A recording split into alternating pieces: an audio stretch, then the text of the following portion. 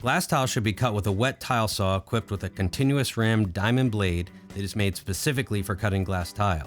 Because paper-faced mosaics are mounted with water-soluble glue, wet cutting a full sheet requires a little setup on the saw. First, cover the saw tray with a piece of 1/4-inch tile backer board and raise the saw head so the blade only cuts through half the board thickness.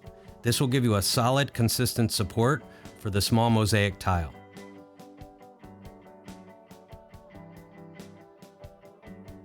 Dress the saw blade by cutting a 60 grit dressing stone, which will expose the abrasive diamond in the blade edge. Periodically dressing the blade will promote efficient, chip-free cutting. Next, cut another piece of tile backer board to a dimension that is slightly larger than a sheet of mosaics. Along one edge of this second board, install a strip of self-adhesive compressible foam weather strip.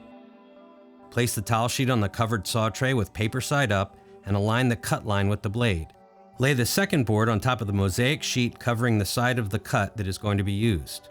Make sure the weather strip side is down and against the blade. The board and weather strip will protect the sheet from saw overspray and keep the paper dry.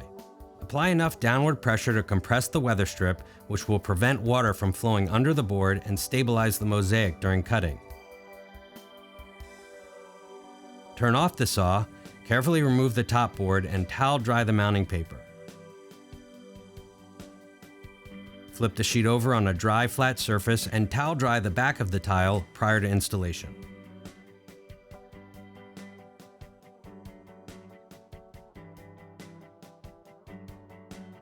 Use a razor knife to cut through the paper and remove any tiles that need to be cut.